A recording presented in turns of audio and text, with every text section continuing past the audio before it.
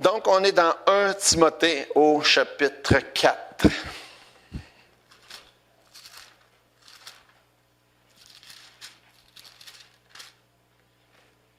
« 1 Timothée, chapitre 4.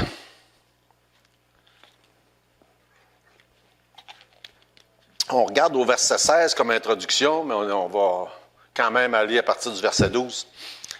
Parce que c'est dans le verset 16 que je trouvais qu'il y avait un bon titre. « Veille sur toi-même. » Veille sur toi-même. Une exhortation de Paul à Timothée qui est très appropriée pour chacun d'entre nous. Vous ne pouvez pas faire autrement en lisant ce texte-là, puis en réfléchissant sur ce texte-là, de penser à Vernon Rosenau. J'ai probablement déjà mentionné son nom. Vernon, il était président de Baptist Missions, allé jusqu'en 3 ans, 2 ans et demi, 3 ans, je ne me souviens plus. Et puis, il est décédé il y a 2 ans, à Noël. Mais il avait juste quitté la présidence quelques mois auparavant. Mais Vernon, il est né en Afrique, dans ce qu'il appelle Sibut, la montagne de Sibut, en République centrafricaine. Son grand-père était un des premiers missionnaires de la mission, il y a 100 ans. Il est allé là à peu près à la même époque que le fondateur. Et puis Vernon, j'ai eu le privilège de le connaître dans les 25 dernières années. Un homme extraordinaire, simple, un homme généreux, dans tous les sens de qu'est-ce qu'on peut imaginer de quelqu'un qui est dévoué à la cause du Seigneur. Il a servi le Seigneur pendant près de 50 ans avant d'aller le rejoindre après sa mort. Et il a été juste président pendant 4-5 ans. Et il a vraiment laissé tout un impact sur la mission. Un homme un peu avant de son temps, parce qu'il y avait quoi, je ne me souviens pas, 72, 73 ans quand il est décédé il y a 2-3 ans. Puis il était très à l'affût des nouvelles technologies, puis il maîtrisait beaucoup ces choses-là. Puis il avait mis sur pied des messages vidéo qu'il envoyait à la mission pendant les dernières années de sa vie. Puis c'était toujours plaisant de l'entendre, et à chaque fois, quand il faisait un message vidéo qu'il envoyait à toute la mission au complet, il terminait toujours, avec 1 Timothée 4,16. Veille, il disait ça en anglais, « Take care of yourselves ». Prenez soin de vous-même. À chaque fois, il terminait sa présentation avec ces paroles-là. Fait que c'est sûr qu'aussitôt que j'ai ouvert ma Bible et que je regardais ce texte-là, je ne peux pas faire autrement que penser à lui. Et il savait, par son expérience, l'importance de faire ça. Parce que si on ne prend pas soin de nous-mêmes, comment est-ce qu'on va pouvoir prendre soin des autres? Et plusieurs d'entre nous, je en fais partie, on a eu la tendance à négliger de prendre soin de soi-même au travers des années. Et je pense que j'ai mentionné ça il n'y a pas si longtemps, je me suis fait reprendre des fois par mes enfants. « Père, fais attention à toi.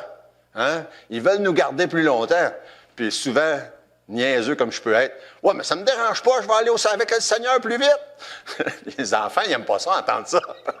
On comprend.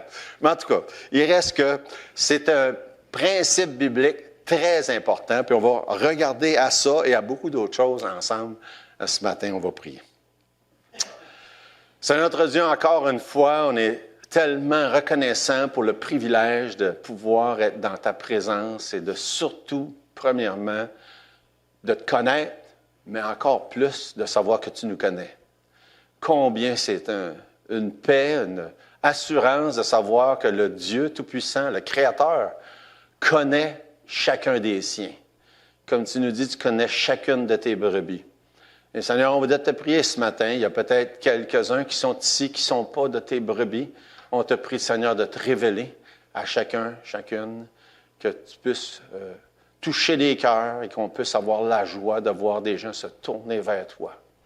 Et pour chacun des tiens ce matin, encore une fois, on te prie que tu parles à nos cœurs, nous instruises, nous exhortes, nous encourages, nous fortifies et qu'on puisse être des serviteurs fidèles, attachés à ta parole puis appliqués à ton service. Merci pour tout, dans le nom de Jésus. Amen.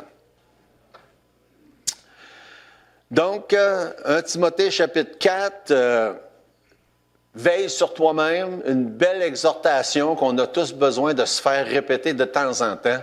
Je suis très content que Dieu a placé des gens dans ma vie, très tôt dans ma vie chrétienne, qui m'ont exhorté à ça. Et même si je ne l'ai pas toujours fait, mais qui m'ont exhorté, fais attention à toi. Fais attention à toi. Je suis reconnaissant pour le président de l'école biblique où je suis allé, Jerry Ben. Il nous répétait ça souvent. Faites attention, les gars. Ou les filles aussi, parce qu'il y avait des filles à l'école. Faites attention.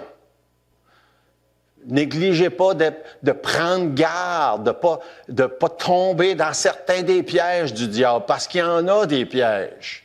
Et il va faire beaucoup d'efforts pour essayer de nuire à l'œuvre de Dieu, à l'Église, aux chrétiens, puis particulièrement à ceux qui sont engagés dans son service. Mais malgré ces exhortations-là, malgré les exhortations de Jerry Ben, que je viens de mentionner, de Vernon Rosenau, que j'ai mentionné aussi, malgré ce que Paul dit dans la parole et de toutes les autres exhortations, beaucoup de gens négligent de faire attention.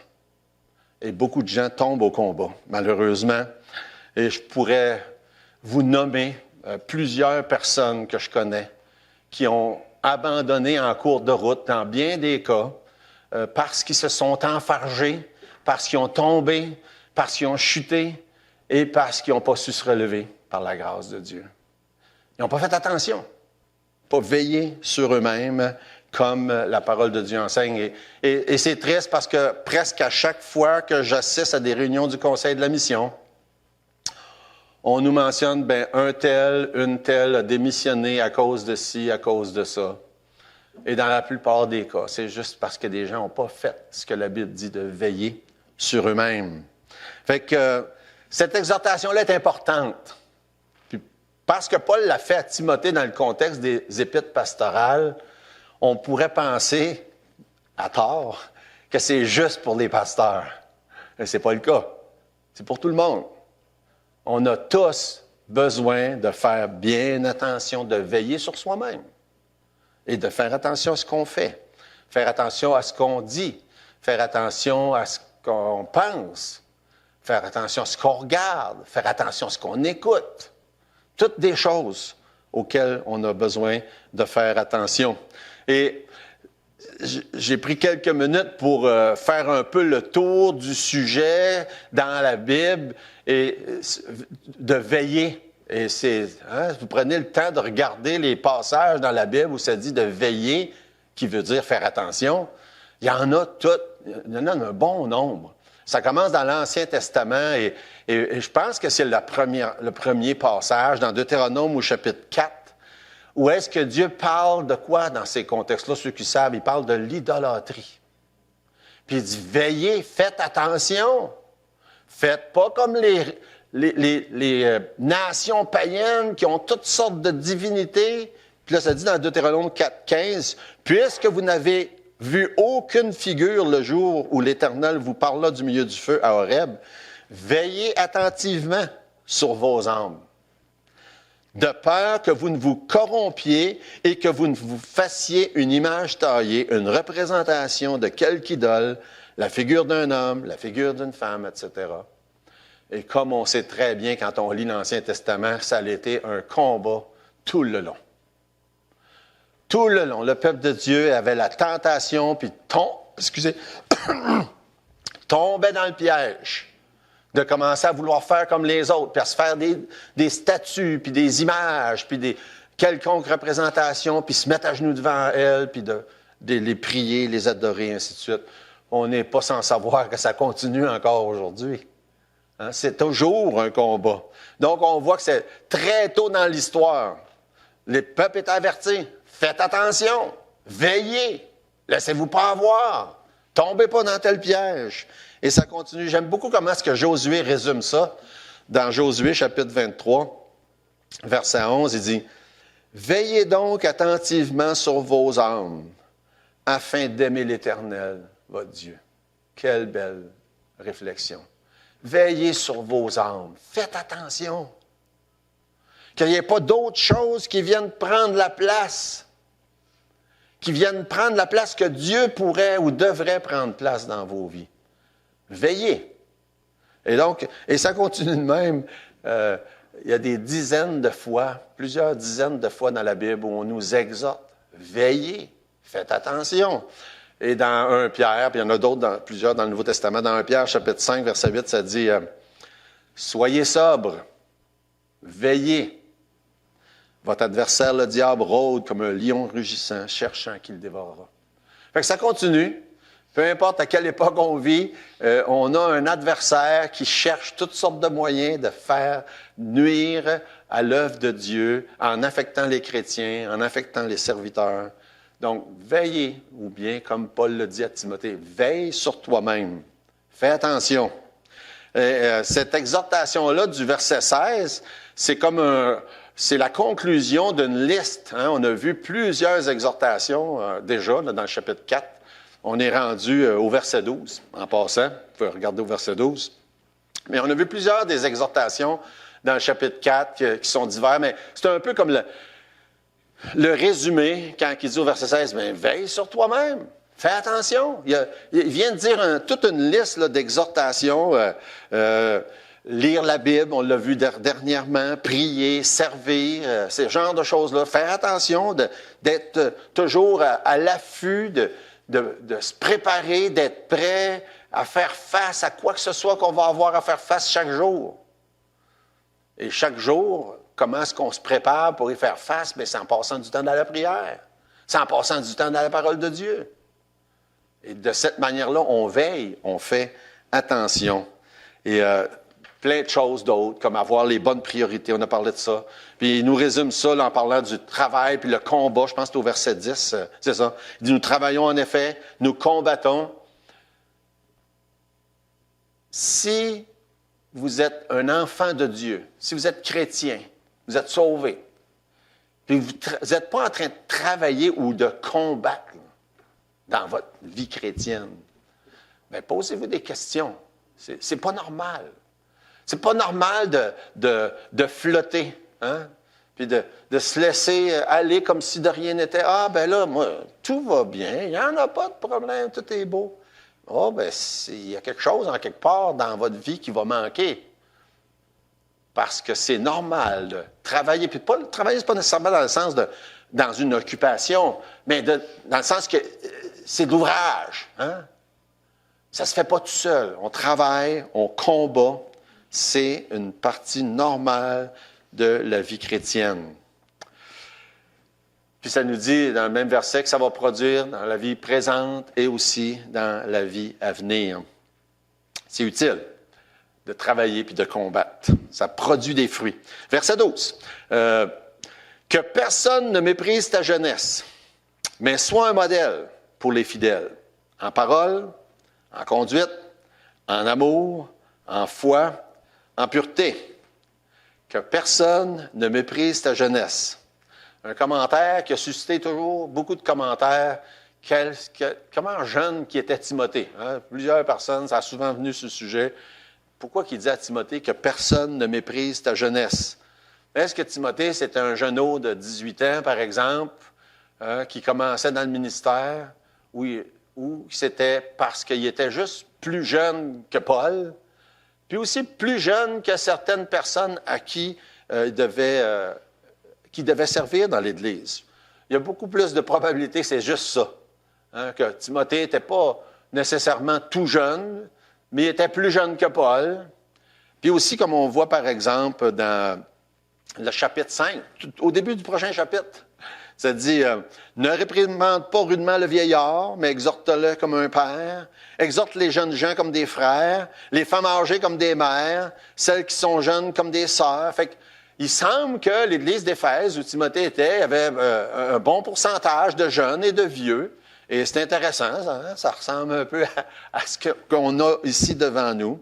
Et l'exhortation de Paul à Timothée, c'est surtout à l'égard du fait que la jeunesse ça peut être intimidant quand on est plus jeune, quand on commence dans le ministère. Mais Timothée n'était pas si jeune que ça. Parce que probablement Paul ne l'aurait pas recommandé, parce que ça le dit dans les chapitres 3, il dit « Faut pas que ça soit un jeune sauvé. Faut pas que ça soit un jeune sauvé. » Donc, il ne l'aurait pas recommandé pour ça. le terme qui est employé souvent dans la Bible pour quelqu'un, un pasteur, c'est le mot ancien. Par définition, un ancien ne peut pas être si jeune que ça. Hein? On ne peut pas avoir 15 ans et être un ancien, par exemple. Fait que ça, tout ça pour nous dire qu'il n'était pas si jeune que ça. Et j'étais là en train de réviser mon message ce matin. Puis je réfléchissais justement à la journée qu'on a eue hier. Et je trouvais ça que c'était pas mal approprié d'arriver à ce verset-là avec le contexte de hier, où est-ce qu'on a les gens d'une génération plus jeune qui ont organisé quelque chose pour notre génération, les plus vieux.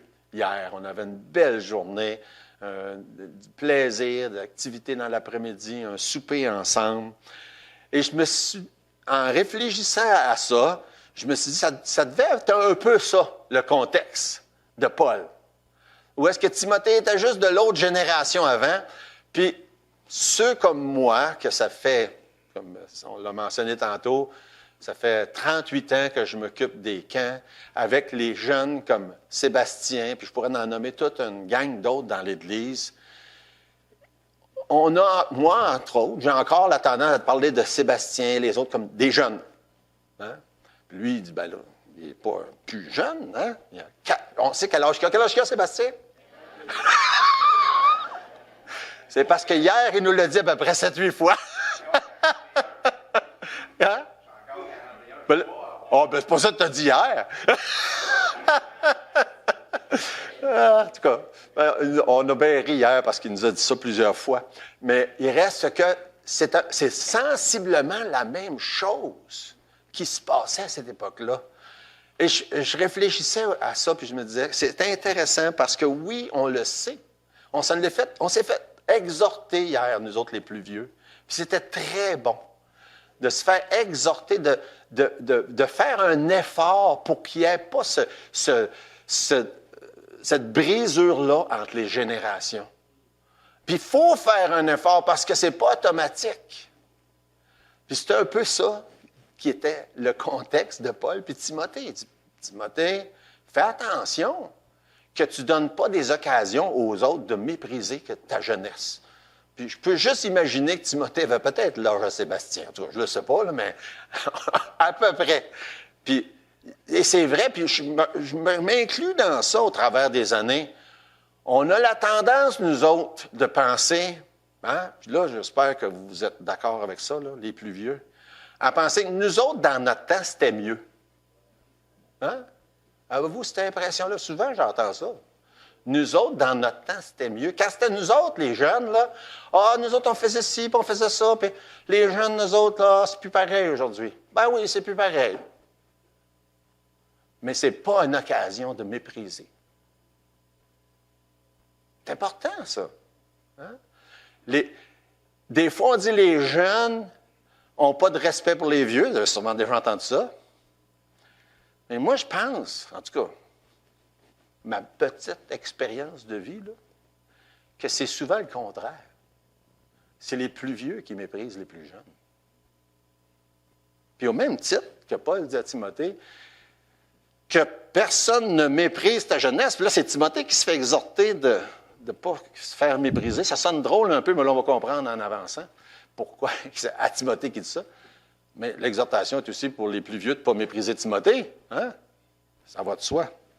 Fait qu'en tout cas, c'était intéressant de reviser mes notes ce matin en pensant à notre journée d'hier. Puis je trouvais que c'était tellement approprié de faire quelques commentaires à cet égard-là.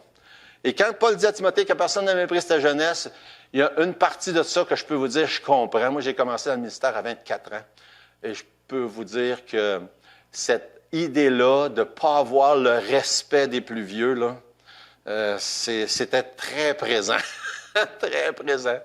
Puis c'est intimidant pour les jeunes. Puis je vous le dis souvent, je suis tellement content d'être rendu vieux. Ah non, ça ne m'intimide plus, ça, là, ces affaires-là. Mais c'est vrai que c'est intimidant quand on est jeune. J'étais pasteur à Québec à un moment donné, puis un couple qui, je ne sais pas quel âge qu'il avait, mais il était bien plus vieux que moi. Aujourd'hui, peut-être que Peut-être qu'ils étaient de mon âge aujourd'hui, je ne sais pas. Mais puis là, il y avait des problèmes dans leur couple. Puis là, je devais aller intervenir. Puis moi, je me sentais donc... J'avais 27 ans dans ce temps-là. Puis un couple de 50 quelques, puis il y avait des problèmes. J'étais comme... C'est intimidant. C'est intimidant. Fait que Paul exhorte Timothée, il dit que personne ne méprise ta jeunesse, mais il dit quoi faire. Il dit, Timothée, il dit, il n'y a pas de secret, là. Tu peux être intimidé, tu peux être découragé. Puis des fois, au lieu d'être intimidé puis d'être découragé, la jeunesse, qu'est-ce que ça fait des fois? Puis je l'ai déjà vu. On a tendance, pour compenser, à devenir arrogant. Hein, vous avez déjà vu ça aussi. Hein? Et là, on ne se laissera pas intimider puis on devient arrogant. C'est pas ça la solution. Qu'est-ce que Paul dit à Timothée? Il dit que personne ne méprise ta jeunesse. Tu ne veux pas qu'il te méprise? Sois un modèle. Sois un modèle. C'est tout. Ah, ça ne marchera peut-être pas tout de suite, mais sois un modèle. En tout point. Puis là, il donne une liste. Puis là, tu regardes cette liste-là, tu dis, phew! Hein? Sois un modèle. Je peux vous dire, moi, quand je regarde cette liste-là, j'ai manqué bien des choses dans ça à travers des années, moi. Mais c'est à refaire, c'est à recommencer. Sois un modèle. Et la première chose qu'il mentionne, quand il dit sois un modèle, il dit en parole. Ça commence bien. Hein? En parole. Sois un modèle en parole. Tu ne veux pas que quelqu'un te méprise, sois un modèle. Essaye pas d'imposer, mais sois un modèle. Un modèle en parole. Puis je le redis, parce que c'est important de le redire. Est-ce que ça c'est exclusif aux pasteurs et à ceux qui servent? Non. Vous devez être des modèles. On doit tous être des modèles. L'exhortation est pour tout le monde. Sois un modèle en parole. Modèle en parole. La Bible est remplie de passages qui nous expliquent clairement que c'est facile de ne pas être un modèle en parole. Puis de toute façon, on n'aurait pas besoin que la Bible nous le dise, on le sait. Hein? On pêche de plusieurs manières, mais surtout en parole. C'est comme ça que la Bible nous parle. Ça dit ça dans Jacques 3. Nous bronchons tous de plusieurs manières. Puis ça dit, si quelqu'un ne bronche pas en parole, c'est un homme parfait. Si quelqu'un n'est pas en train d'être un modèle en parole, bien, il est normal. C'est ça que ça veut dire. Si tu es un modèle en parole, puis que tu ne fais jamais rien de mal avec ta parole, la Bible dit que c'est un homme parfait. C'est quelque chose quand on pense à ça. Et Paul dit à Timothée, sois un modèle. Et verset 3 dans Jacques, il dit, si nous mettons le mort dans la bouche des chevaux pour qu'ils nous obéissent, nous dirigeons ainsi leur corps tout entier. Écoute, avec la parole, on fait beaucoup de mal, puis on peut faire beaucoup de bien aussi. Et si on pense que c'est intimidant de pouvoir avoir un poste comme Timothée, ou que c'est intimidant de juste prendre sa place dans l'Église quelconque, Dieu dit, bien, sois un modèle en parole. Sois un modèle en parole.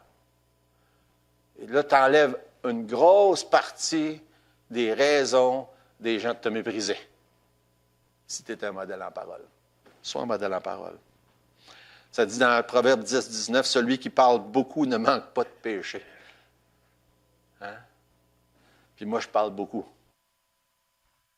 Fait que, des fois, je suis en train de parler avec quelqu'un, puis si on est assis, puis vous autres, vous ne voyez pas ça, là. Ma femme, elle me touche le bras des fois. Puis là, je sais ce que ça veut dire. Là, je viens de couper la parole à quelqu'un. Je sais, je le fais, mais je ne m'en rends pas compte quand je le fais. Mais quand ma femme me touche le bras, je dis, tais-toi. Laisse l'autre parler. Ah, ça fait 40 ans, presque 40 ans, là, cet été, qu'on est mariés. Hein? On se comprend. Des fois, justement, ce qui aide, plus de masque entre autres, à ça, il appelle ça le langage non-verbal. Hein? On a perdu ça pendant 2 ans de temps, là. Mais le toucher aussi, ça compte. Hein? Mais c'est ça, la Bible dit, celui qui parle beaucoup ne manque pas de péché. Fait que d'être un modèle en parole, ça veut vouloir dire, en plus de faire attention à ce qu'on dit, de parler moins. de se taire de temps en temps. Oh, je le sais, vous le savez aussi, j'ai de la misère avec ça. Mais chacun d'entre nous, on est responsable à faire attention à ça, d'être un modèle en parole, de faire attention à ce qu'on dit. Ça dit dans Jacques 3,10, « De la même bouche sortent les bénédictions et les malédictions. Il ne faut pas, mes frères, qu'il en soit ainsi. » Fait que c'est une chose de parler moins, mais c'est une autre chose de faire attention à ce qu'on dit quand on parle. Et comment on utilise nos paroles. La Bible en parle souvent. Faire attention à ce qu'on dit. C'est faire attention à ce qu'on veut faire avec nos paroles. Hein, des fois, on chiale, on se plaint. D'autres fois, on fait juste dire des choses qu'on ne devrait même pas dire. Surtout quand ça concerne d'autres personnes. Dans Éphésiens chapitre 4, puis Timothée s'occupait de l'Église d'Éphèse. Il traite certains des mêmes sujets. Dans Éphésiens chapitre 4, il parle, verset 25, il dit « C'est pourquoi renoncer au mensonge, que chacun de vous parle selon la vérité à son prochain, car nous sommes membres les uns des autres. » Verset 29, « Qu'il ne sorte de votre bouche aucune parole mauvaise. Mais s'il y a lieu quelques bonnes paroles qui servent à l'édification et communiquent une grâce à ceux qui l'entendent. » Qu'est-ce que ça veut dire, ça? C'est, si tu n'es pas capable de dire de quoi qui va être bon et utile, ferme-toi. C'est ça que ça veut dire. Si tu n'es pas capable de dire de quoi qui va produire de quoi de bien à l'un et à l'autre, bien, dis rien. Tu se mettre à terre. C'est pas des farces. C'est ça que ça veut dire. Qu'il ne sorte aucune mauvaise parole. Aucune mauvaise parole qui ne sert pas à l'édification. Puis après ça, verset 31, c'est la conclusion du chapitre 4 d'Éphésiens. Que toute amertume, toute animosité, toute colère, toute clameur, toute calomnie, toute espèce de méchanceté disparaissent du milieu de vous. Puis une bonne partie des choses qu'il mentionne là, ça se fait avec la bouche. Disparaissent. Fait que, dit Paul, il faut que tu sois un modèle. Puis si tu veux, pas Paul, Timothée, si tu veux être un modèle, bien, il va falloir que tu sois un modèle en parole. Fait que tu veux te faire respecter, il faut que tu sois un modèle en parole. Ensuite, il met conduite. Écoute, ça inclut à peu près tout ce qui existe. Le prochain élément. Sois un modèle en parole, en conduite, très, très vaste. Le mot, l'expression, ça veut dire manière de vivre. Ça inclut pas mal tout ce qu'on fait. Il y a plusieurs autres passages qu'on pourrait voir. Titre 2, ça dit « Exhorte les serviteurs à être soumis à leur maître, à leur plaire en toutes choses, à n'être point contredisant, à ne rien dérober, mais à montrer toujours une parfaite fidélité. » Écoute, ça parle des serviteurs qui servent quelqu'un, mais on sert tous quelqu'un d'une manière ou d'une autre. Toutes ces choses-là s'appliquent à tout le monde. Fait que Paul dit à Timothée, il faut que tu l'enseignes, il faut que tu dises les bonnes choses, mais il faut aussi que tu les mettes en pratique. Dans 1 Pierre 1, ça dit, mais celui qui vous a appelé est saint, vous aussi, soyez saints dans toute votre conduite. Sois un modèle. Tu veux que personne ne te méprise, sois un modèle en parole, en conduite. Ça touche à tout ce qu'on pourrait avoir comme idée dans la tête. Ça dit dans 1 Pierre, j'aime beaucoup ça, dans 1 Pierre chapitre 2, ça dit verset 12, « Ayez au milieu des païens une bonne conduite, afin que là même où ils vous calomnient comme si vous étiez des malfaiteurs, ils remarquent vos bonnes œuvres et glorifient Dieu au jour où il les visitera. » C'est assez intéressant comment c'est dit ça. Il dit, « Ayez une bonne conduite, même s'ils disent que vous n'avez pas. » Parce que c'est ça que ça dit, là. Même s'ils vous calomnient, ils disent « Ah non, regarde, non, ça, c'est un ci, c'est un ça. » Il y a une bonne conduite, parce que même s'il dit des mauvaises choses de toi, ils vont remarquer les bonnes choses que tu fais. C'est intéressant. Ça implique beaucoup de choses, parce que ça implique l'idée que si on a une bonne conduite, puis que les gens remarquent la bonne conduite, ça ne veut pas dire qu'ils vont dire qu'on a une bonne conduite. C'est ça que ça veut dire. Et donc, on ne le fait pas pour que les gens nous disent « Hey, c'est-tu beau de voir ce que tu as fait? » Parce que ça se peut qu'ils ne le diront pas. Puis ça se peut même qu'ils disent qu'on n'a pas une bonne conduite. Mais ils vont le remarquer. Ils vont le remarquer. Ça va avoir un impact. Ça dit « Quand Dieu les visitera ». Et ça ne veut pas dire que les gens vont nécessairement dire « Oui, c'est beau, gloire à Dieu », puis se tourner vers Dieu quand Dieu les visitera. Mais quand Dieu les visitera, dans certains cas, pour les juger, ils vont dire, « Ah, c'est vrai, j'avais vu, j'ai entendu un tel, une telle. » Ils vont réaliser la condamnation. C'est quelque chose, hein? Ayant une bonne conscience, dans 1 Pierre 3,16, ça dit, « Ayant une bonne conscience, afin que l'homme même vous calomnie comme si vous étiez des malfaiteurs, ceux qui décrivent votre bonne conduite en Christ soient couverts de confusion. » Ça va confondre les gens qui disent, « Ah non, non, moi, les chrétiens, les ci, des ça, puis qui parlent en mal de Jésus, de l'Église et de la chrétienté, un jour vont être confondus si vous êtes un modèle dans la conduite. » C'est ça que ça veut dire. Sois un modèle en conduite. Puis même si les gens ne le disent pas, ils vont respecter ça. Ils ne le disent pas toujours, mais les gens respectent quelqu'un qui a une conduite conséquence. C'est ce que Dieu s'attend de nous. Il dit à Timothée, sois un modèle en parole, en conduite, en amour. Ça part ça d'un bout à l'autre de la Bible. Il n'y a pas de plus grand commandement que de donner sa vie. Hein? C'est ça que ça dit pour ses amis. Et il n'y a pas de meilleure manière que de démontrer qu'on est des disciples que d'aimer les autres. Hein? C'est ça que Jésus dit. À ceux-ci, tous connaîtront que vous êtes mes disciples, si vous avez de l'amour les uns pour les autres. Puis, la moindre des choses, c'est qu'un enfant de Dieu soit un modèle en amour. Puis, aimer, qu'est-ce que ça veut dire? Premièrement, ça veut dire donner. Hein? Se donner. Mettre l'autre, les besoins, les intérêts, les désirs de l'autre avant les nôtres. C'est ça que ça veut dire. Puis il dit à Timothée, sois un modèle en amour. Sois un modèle en amour. Ensuite, il dit, sois un modèle dans la foi. Comme je dis, c'est toute une liste, là. En parole, en conduite, en amour, à la foi. La foi, ça veut dire croire, premièrement. La foi, ça veut dire, dans certains contextes, l'ensemble de la doctrine.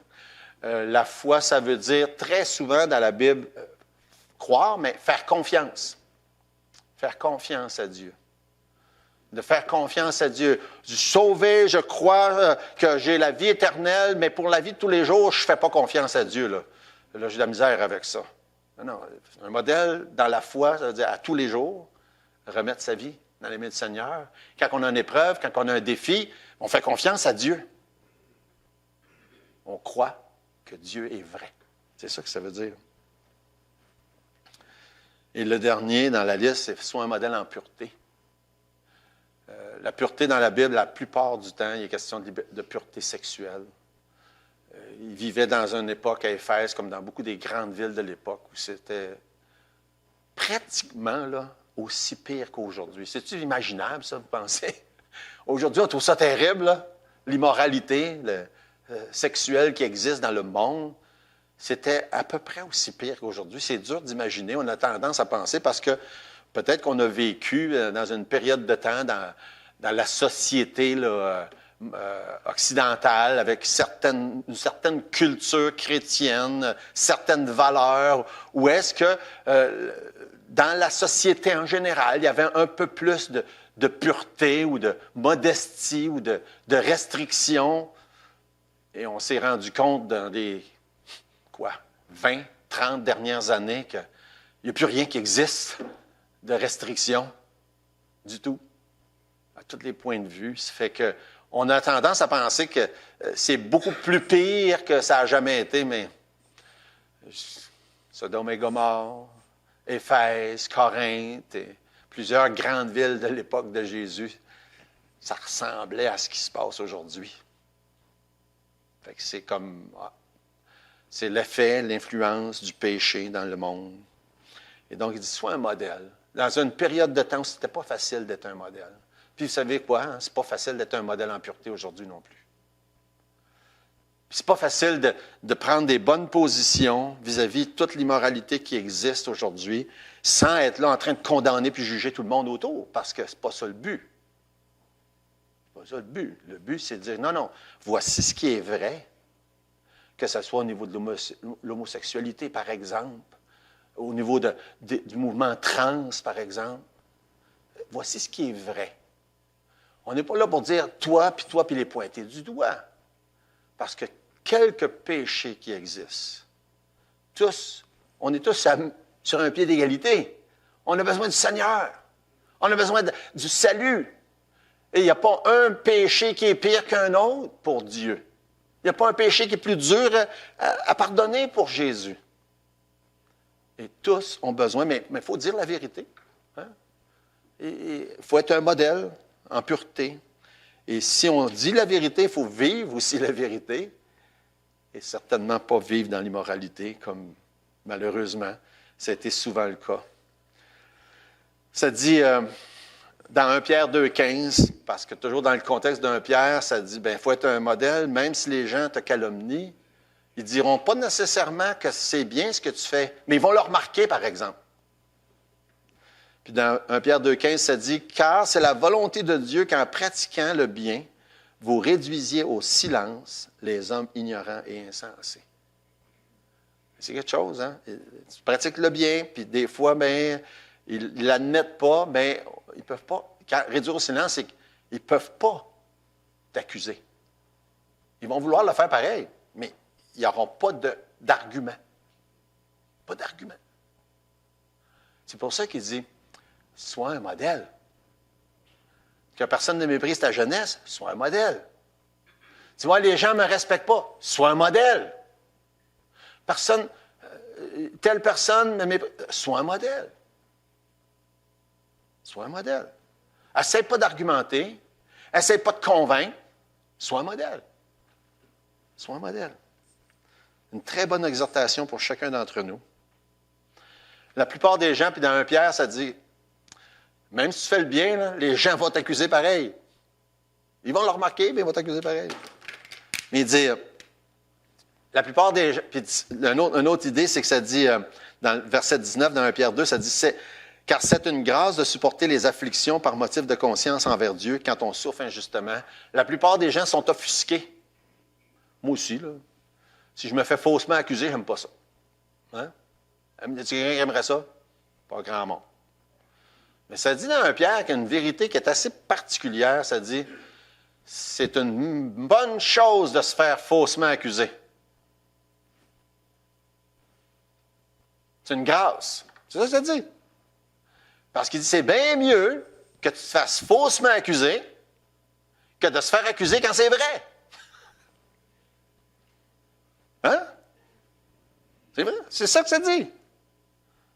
Mais là, c'est sûr que dans l'ego, n'aime pas ça, là, se faire faussement accuser. Mais ça dit que c'est mieux de te faire faussement accuser que de te faire accuser quand c'est vrai. Autrement dit, t'es mieux d'être un modèle. Puis ça se peut que tu te fasses quand même faussement accuser. Ça dit dans 1 Pierre, toujours, chapitre 2, verset 20. « En effet, quelle gloire y a-t-il de supporter les mauvais traitements pour avoir commis des fautes? » Il n'y en a pas. Tu as ce que tu mérites. Si tu te fais punir parce que tu as fait de quoi de mal, il n'y a pas de grande gloire dans ça, c'est bien évident. Mais si vous supportez la souffrance, lorsque vous faites ce qui est bien, c'est une grâce devant Dieu. C'est tellement à l'envers de comment on pense normalement, ça. Parce qu'à chaque fois que ça arrive, on dit, là, au moins, si je l'avais fait, je ne dirais rien, tu sais, s'il me fait punir, par exemple. La Bible dit, tant mieux. Tant mieux si tu n'as rien fait. C'est tellement à l'envers de nos pensées à nous autres. Il faut qu'on enchaîne. On a presque fini. Ça donne bien, il y a un reflet dans l'horloge, je ne la vois pas. Verset 13. « Jusqu'à ce que je vienne. » Après avoir dit ces 5 choses-là qui sont quand même majeures, « Jusqu'à ce que je vienne, applique-toi à la lecture, l'exhortation, l'enseignement. » Il y a plusieurs choses qui s'appliquent à tout le monde dans ça, pas toutes. La lecture, oui, ça s'applique à tout le monde. L'enseignement, non, ça ne s'applique pas à tout le monde. L'exhortation, plus ou moins. L'exhortation, tout le monde, on peut exhorter un peu. Il y en a qui ont le don d'exhortation. Il y en a des fois qui serait mieux de ne pas essayer. Sérieux. Il y a des gens qui ne devraient pas essayer d'exhorter les autres parce qu'ils n'ont pas le tour. Puis qui, des fois, nuisent plus qu'ils aident. C'est la réalité. Je suis certain que quelques-uns ont déjà expérimenté ça. De se faire, pas se faire exhorter parce que ça n'exhorte pas dans ce temps-là, Des gens qui essayent d'exhorter, mais qui n'ont pas, clairement pas le don. Fait que ça ne s'applique pas à tout le monde. Mais quand même, on peut tous, dans une certaine mesure, au moins le faire. Compatir, écouter. Avoir une oreille attentive, là, c'est merveilleux. Des fois, on va rencontrer des gens qui ont juste besoin d'être écoutés. Puis des fois, on n'a pas besoin de dire grand-chose. Je me suis rendu compte de ça au travers des années. Exhorter, là, souvent, on ne dit pas grand-chose. On dit vraiment pas grand-chose. On écoute, un mot ici et là. Souvent, ça exhorte. Donc, applique-toi à l'enseignement, exhortation, la lecture, et en vue du retour du Seigneur. Je trouve ça intéressant. Verset 14. Ne néglige pas le don qui est en toi et qui t'a été donné par prophétie avec l'imposition des mains dans l'Assemblée des Anciens. Évidemment, on n'a pas tous reçu des dons par imposition des mains puis par prophétie, là. C'était son cas à lui. Ça existe, ça, mais ce n'est pas donné à tout le monde. Mais il reste qu'on a tous des dons. Tous. Chaque enfant de Dieu a un ou des dons, puis ça doit servir pour le Seigneur. Occupe-toi de ces choses, verset 15. Donne-toi tout entier à elle, afin que tes progrès soient évidents pour tous. J'aime bien ça, cette phrase-là. Afin que tes progrès soient évidents pour tous. La vie chrétienne, ce n'est pas un plateau, ce n'est pas stagnant, c'est une vie de progrès. Maintenant, est-ce que ça veut dire que c'est toujours de même? Non. Ça veut dire que c'est comme ça. C'est comme ça. Mais, par contre, c'est supposé de s'en aller en progrès. Oh, il y a des grosses vallées entre les pics des montagnes. Je ne pense pas que personne qui est ici ce matin va nous dire qu'il n'a jamais passé au travers des vallées. Moi, je n'en connais pas. Moi, j'ai passé souvent dans des vallées. Puis je pense que tout le monde a passé dans des vallées. Mais il est supposé d'avoir un progrès. C'est supposé d'avancer.